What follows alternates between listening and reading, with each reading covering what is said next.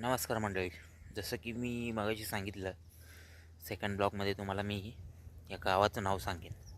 तर आपला second episode चालू झाला आहे. तर या गावाचं नाव आहे बोथे, तालुका मान, जिल्हा सातारा. हे गाव पुसेगाव आणि दहिवडी या दोन्हीच्या मध्ये आहे. बाँड्रीवरती गाव आहे आणि एकदम डोंगराच्या एकदम वरच्या पठारावरती आहे. या गावात येताना एक घाट लागतो. तो घाट चढून वरती आलं की गाव स्टार्ट होतं. मी तुम्हाला त्या घाटाचा पण नक्की व्हिडिओ टाकीन. मी थोड्या वेळाने जाणार आहे खाली आता, त्यावेळेला तुम्हाला त्या घाटाचा व्हिडिओ करून दाखवतो. एकदम पठारावरती गाव आहे आणि धुक्यामुळे काही समजत नाही आहे. पण तुम्हाला थोड्या वेळाने सगळं धुकं क्लिअर झालं की मी नक्की गावाचा व्ह्यू टाकेन. अशी छोटे छोटे वस्त्या आहेत, छोटी छोटी घरं आहेत प्रत्येक ठिकाणी. आपापल्या गरजेनुसार, आपापल्या सोयीनुसार सगळ्यांनी बांधलेलं आहे. तर हे पण असंच आहे. हे माझ्या मिसेसचं गाव, म्हणजे माझी सासरवाडी आहे. तर तिकडे मी आलो आहे. तर दिवाळीच्या सुट्ट्या संपत आलेत, त्यांना रिटर्न घेऊन जाण्यासाठी पुण्याला.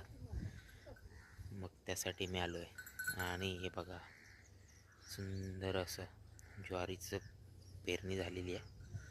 आणि पाऊस काय थांबायचं नाव घेत नाही मंडळी. 12 महिने पाऊस पडतो असं वाटतं आता मला. आणि इथे बघा, ही मिरचीची रोपं लावलेली आहेत. खूप सुंदर मिरचीची रोपं आहे. तिकडं कढीपत्ता आहे. त्यानंतर वांग्याचे जाळे लावले आहेत, काकडी लावली आहे. त्याच्यानंतर कढीपत्ता आहे. म्हणजे असं कुठे गावाकडं एकदम आल्यासारखा फील होतो. कुठं बाहेर जायची गरज नाही. कोथिंबीर असते ते बघा, पुढच्या ह्याच्यात कोथिंबीर वगैरे सगळं लावलेलं आहे, छोट्या छोट्या अशा स्क्वेअरमध्ये.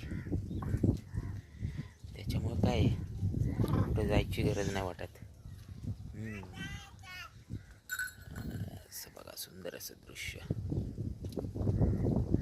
आणि इकडं सगळ्या पवनचक्क्या आहेत मंडळी. आत्ता तुम्हाला या धुक्यामुळे दिसत नाही आहेत, पण ह्या ज्या हे सगळं धुकं आहे ना, त्याच्या पलीकडं सगळ्या पवनचक्क्या आहेत, मोठमोठ्या.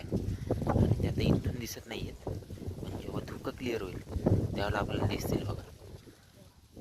तेव्हा मी नक्की तुम्हाला ते फोटो शेअर करेन त्याचे, किंवा व्हिडिओ जमला तर व्हिडिओ करेन, तुम्हाला पाठवेन मी. बघा किती सुंदर असं दृश्य आहे. आणि गावाकडची सकाळ म्हणजे अतिशय रमणीच म्हणावी लागेल. एवढं फ्रेश वातावरण,